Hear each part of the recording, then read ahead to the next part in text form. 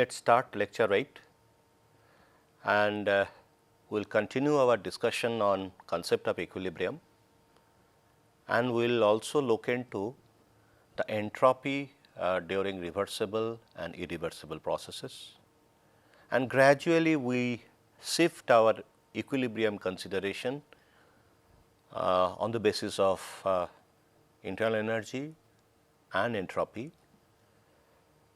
And we will see that as we try to conceptualize equilibrium on the basis of internal energy and entropy, we would see that there will be some difficulties.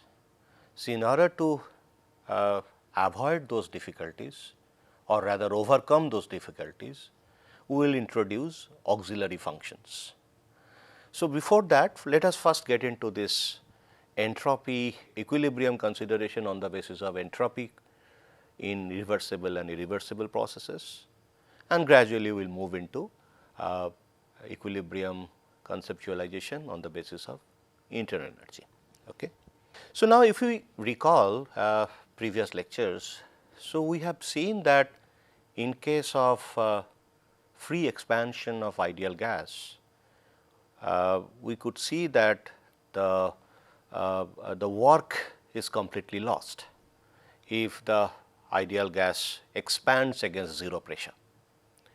And we could also see that during that process, if the process happens isothermally, then the total entropy change of the system would be equal to the total work loss divided by the temperature. Okay. So, let us look into that part first. So, free expansion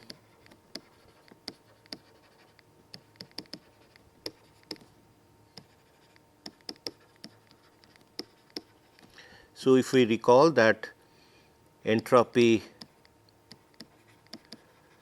would be equal to W reversible divided by T, or it can be considered as Q reversible by T. W equal to 0 for irreversible free expansion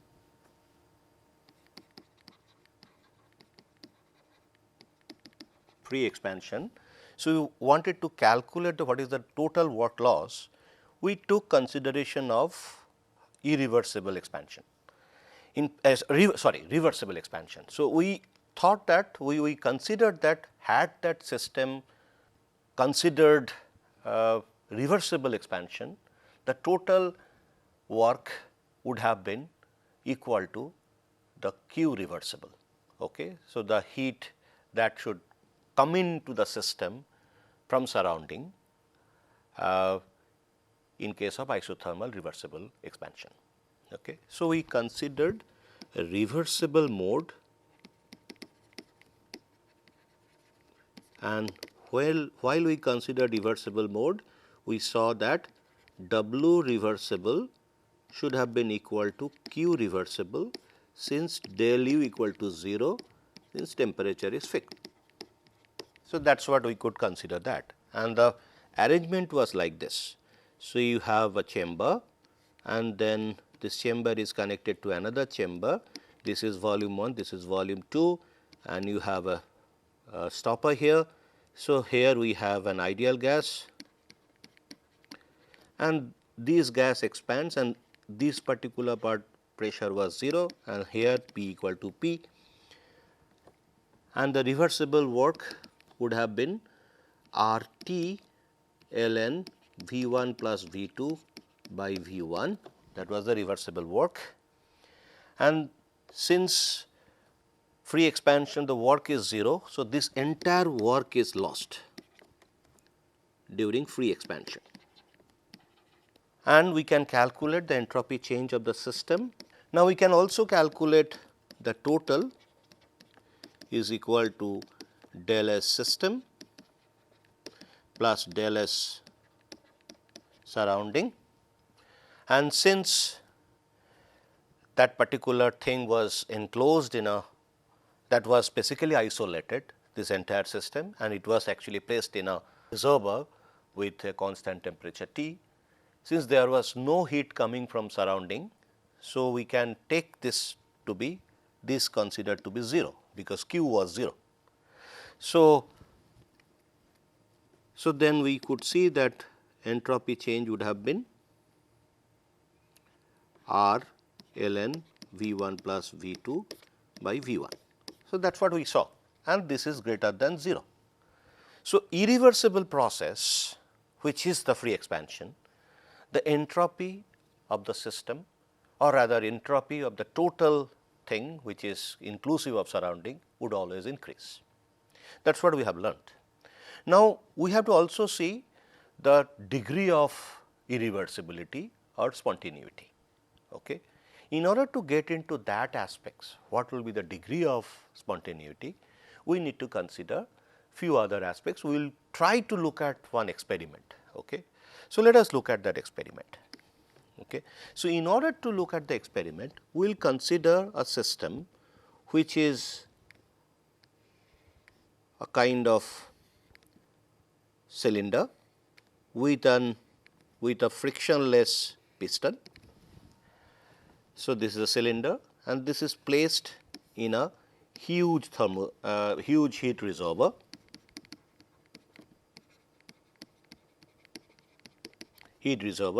And this is kept at a constant temperature T. This wall is made of diathermal wall boundary.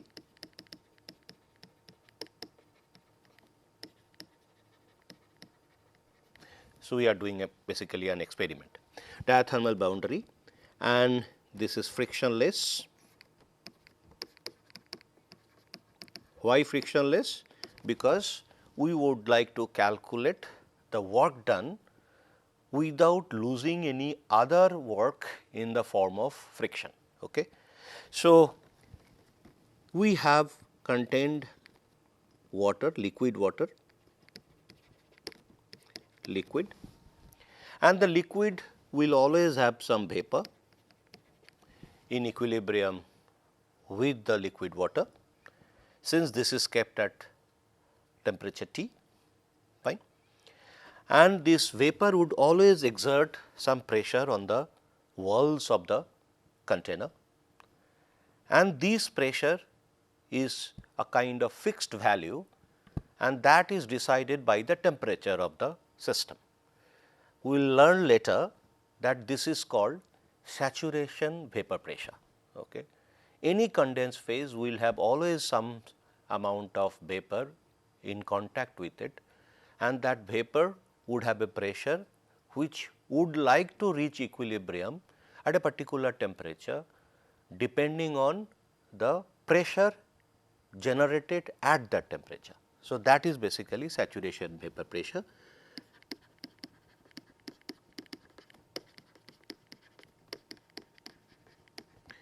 It is also equilibrium vapor pressure, okay, and this is specific to pressure saturation, and this is a function of temperature. Now, since this particular vapor is actually exerting some pressure on top of the inner boundary of the friction on a frictionless piston, okay, so the piston would like to move away from its position. So, it will go up. In order to maintain equilibrium, so we can put a counter balancing pressure. Let us consider this is to be external. So, this is nothing but, so this would be P external. So, this is nothing but saturation vapor pressure. Okay. So, once we have that situation, that if we have such situation, then the system is in equilibrium, okay, system is at rest. Now, let us consider kind of a situation like if we reduce the pressure, let us say P nu is equal to P external minus del P. So, this is a kind of finite pressure change, and if we reduce the pressure which is exerted on top of the piston in order to counterbalance vapor pressure. So, then definitely there will be immediate expansion of the cylinder. So, that means expansion of the vapor. So, it is actually it will start moving upward when the pressure drops by a finite amount, which is del P. So, now if it expands, so that means it will expand. Okay. So, if it expands, then definitely in order to, because this is a diathermal wall and expansion would actually allow evaporation. Okay. It will allow evaporation. Why? Because the system is in a constant temperature bath, and once you increase the volume, the system pressure drops down, that vapor pressure drops down, but the vapor pressure would see that temperature T. So, it has to reach to this value. Okay. So, in order to reach to this value, certain amount of atoms or molecules would leave the liquid surface and join the vapor phase. Okay. So, this evaporation would happen, and evaporation is a kind of is an endothermic process.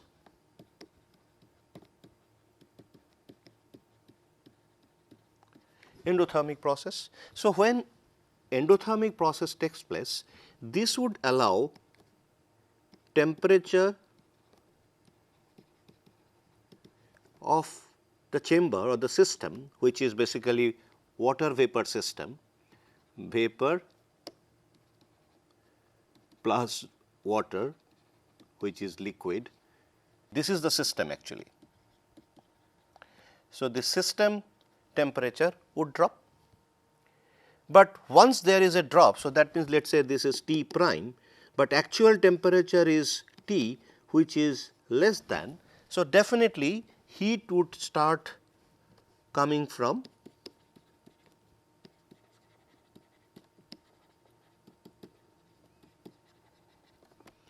reservoir to the system, fine, and temperature it would like to achieve thermal equilibrium.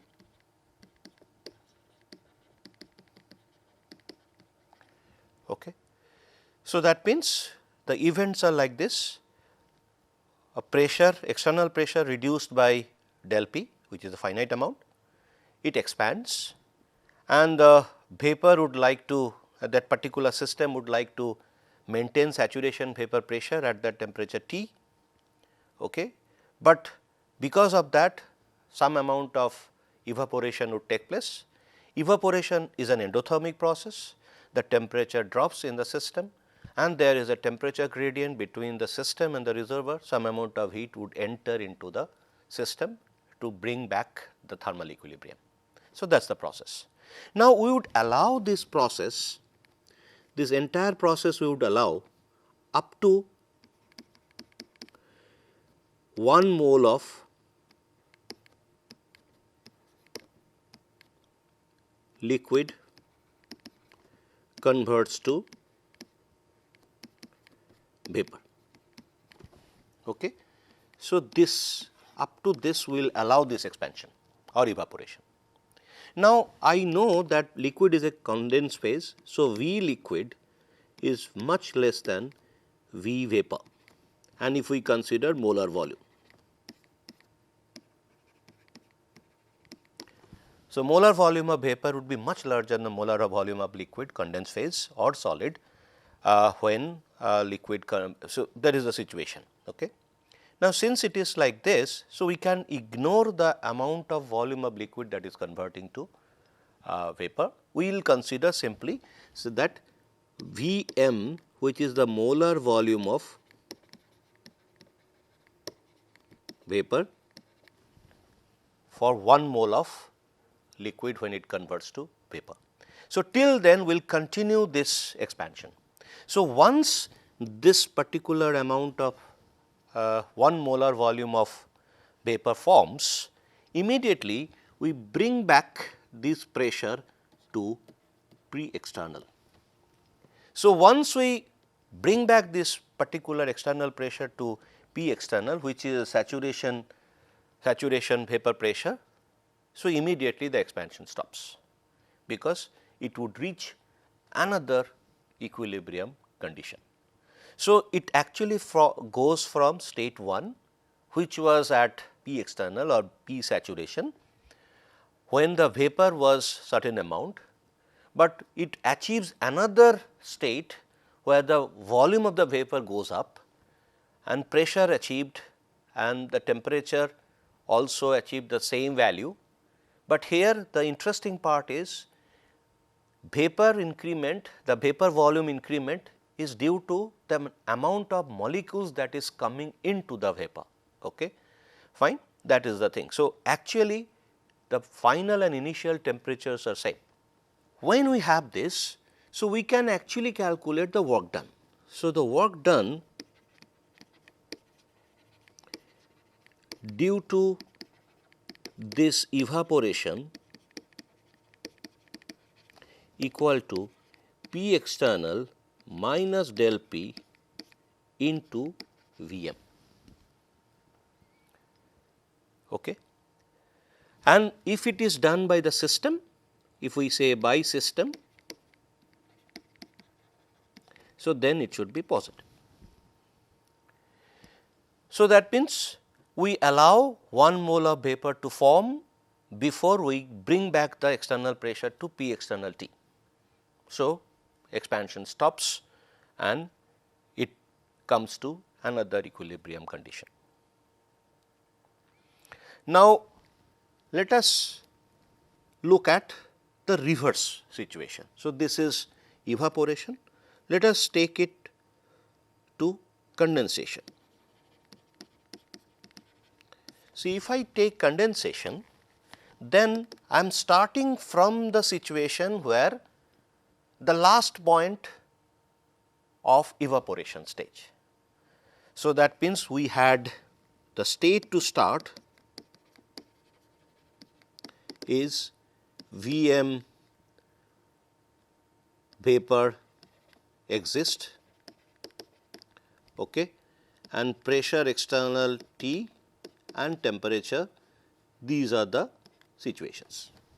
Now, when we increase the pressure to P external plus del P, which is the finite amount of increase, so immediately this piston would start going down, because that pressure, this pressure is greater than P saturation temperature. Fine. So, once it happens, so then the vapor would start condensing into liquid, and condensation is basically exothermic process. So, there will be little heat generation in the system. So, temperature of the system would go up and there will be difference in the temperature between system and the reservoir. So, the reservoir temperature would be less. So, the heat will be released by the system to the reservoir, and again the temperature of the system would come back to reservoir temperature. So, that means it will try to achieve thermal equilibrium with the reservoir. Okay, that will be the event, and we will continue this event till 1 mole of vapor again reverts back to liquid. So, that means we are coming to the same state where from evaporation started. Okay. So, let us take that part. So, we are taking, now we are actually having compression, or we can say contraction. It allows condensation. This is exothermic process.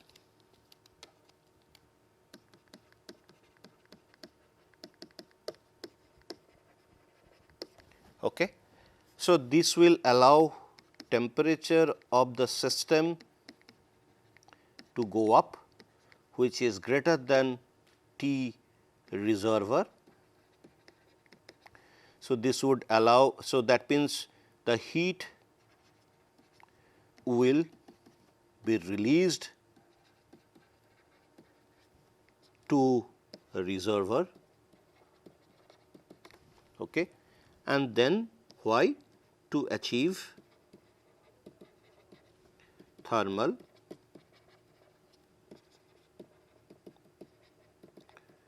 equilibrium. Fine. So, when such thing happens, we will allow up to Vm vapor converts to liquid. Then immediately we will bring back the pressure to P saturation T or P external T. So, after that, after this event, we will bring back the pressure to this. So, that means immediately it will come back to the position where from the evaporation started. So, this is a cyclic process, this is a cyclic process, fine. When we talk about the cyclic process, it actually starts from state 1, it goes to state 2 and again comes back to state 1. Now, here I can calculate the work done on the system would be equal to minus P external plus del P Vm, fine. So, here I am referring to system as the body to consider for the work performance. Okay. Now, for the cyclic process, if we consider the reservoir to be the reference, which is the external agency, because I am reducing pressure and increasing pressure by the external agency, because that P external is the balancing pressure to counter P saturation at that temperature T.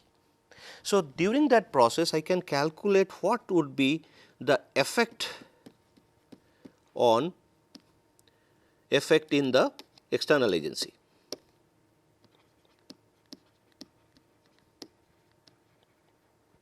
Okay. So, this is nothing but, so if I consider work done by the external agency, so then this would become positive. So, P external plus del P Vm, this would become positive because external agency is considered to be the reference, and this should become negative, this should become negative. So, minus, because we are considering the total effect, P external minus del P Vm. So, it becomes P del P Vm 2.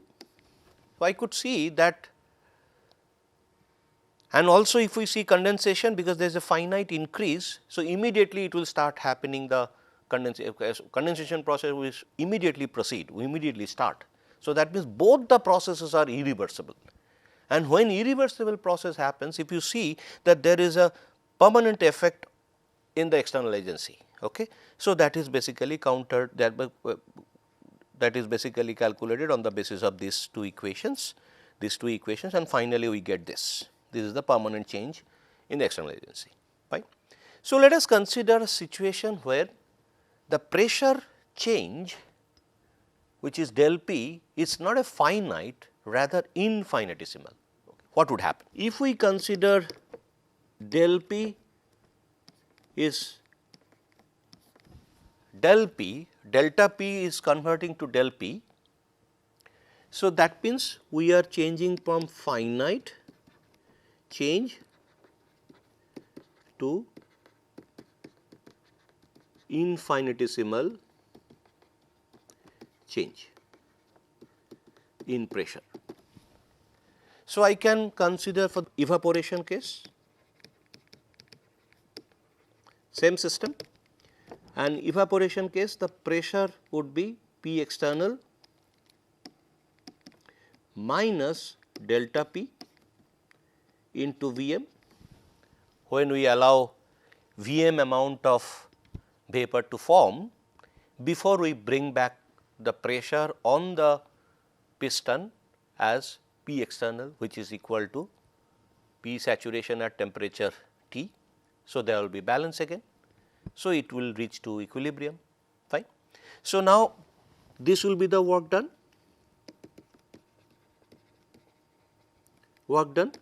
by the system. Similarly, for condensation case,